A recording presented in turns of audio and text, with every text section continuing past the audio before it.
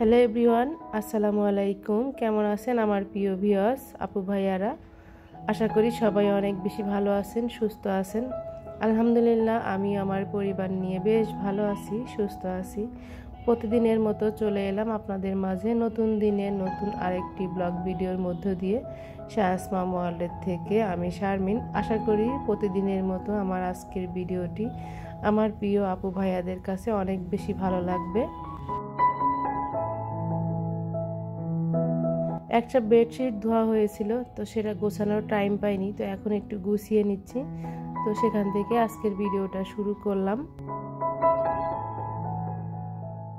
আর যারা আমার এই ভিডিওটি দেখা শুরু করেছেন বা করবেন, তারা অবশ্যই একটা লাইক দিয়ে ভিডিওটি দেখা শুরু করবেন। আর ভিডিওর কোনো অংশে ভালো লাগলে চ্যানেল সাবস্ক্রাইব করে আমার পাশে থেকে যাবেন। আর অনেক বেশি সাপোর্ট করবেন আমাকে সামনে এগিয়ে নিয়ে যাওয়ার জন্য। আর নতুন বন্ধু হয়ে থাকলে কমিউনিটিতে এসে হাই হ্যালো সালাম জানিয়ে যাবেন। আমি অবশ্যই আপনার চ্যানেলে চলে যাব, আপনার চ্যানেলটি ভিজিট করব। তো এখানে বেডশিটটা যে গুছিয়ে রেখে দিলাম। তো এখন চলে এসেছি কিচেনে। তো কেন জানি যখনই বাসায় বেশি রান্নাবান্না করি বা মেহমান আত্মীয়স্বজন আসে, তখনই মনে হয় আমার মশলাগুলো দ্রুতই শেষ হয়ে যায়। তো এখানে এই যে আদা রসুনটা বের করে রেখেছিলাম সকালবেলায়, তো এখন এই যে ব্লেন্ড করে নিচ্ছি। এখানে দেশি রসুন আছে 1 কেজির মতো, আর আদাও বের করে রেখেছি, দুইটাই আর কি ব্লেন্ড করে নেব।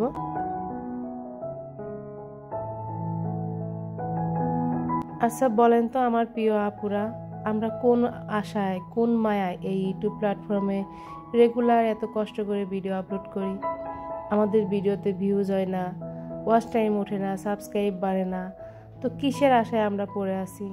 কোনো মায়ার টানে, নাকি এখান থেকে কিছু পাবো বলে সেই আশায়, নাকি আসলে একটা নিজের একটা নাম হবে বা আমি কিছু একটা করি সেই আশায়?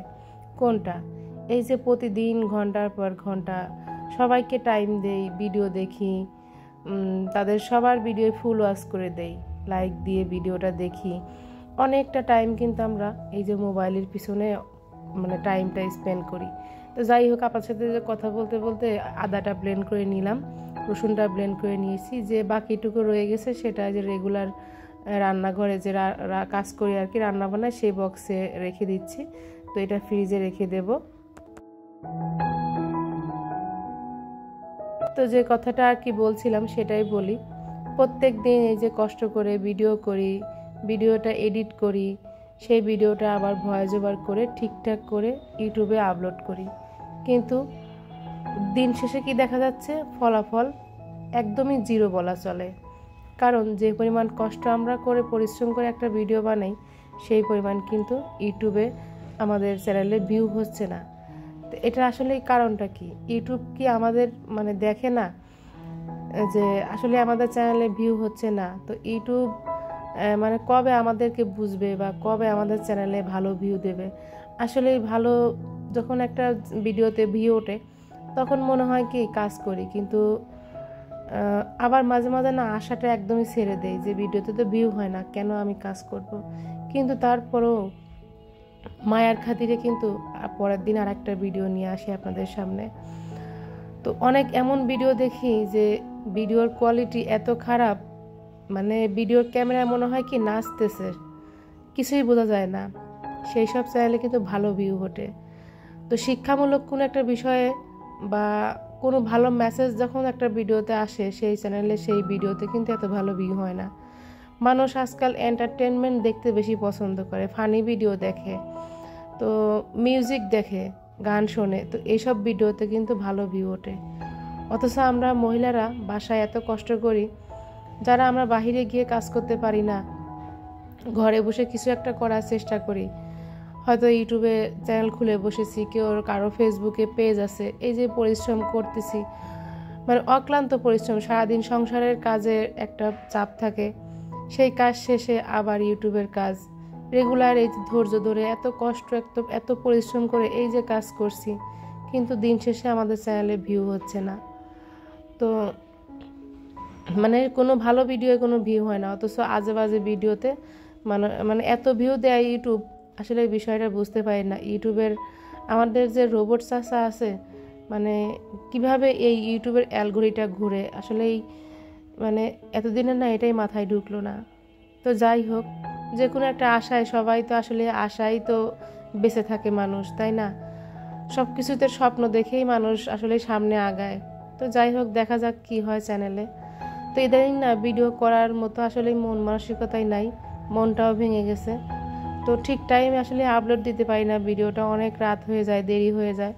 অনেকেই তো মেসেজ করে, মানে কমেন্ট করে যে সবার শেষে আপনার ভিডিও আসে আর কি, আপনি এত লেট করে ভিডিও দেন কেন?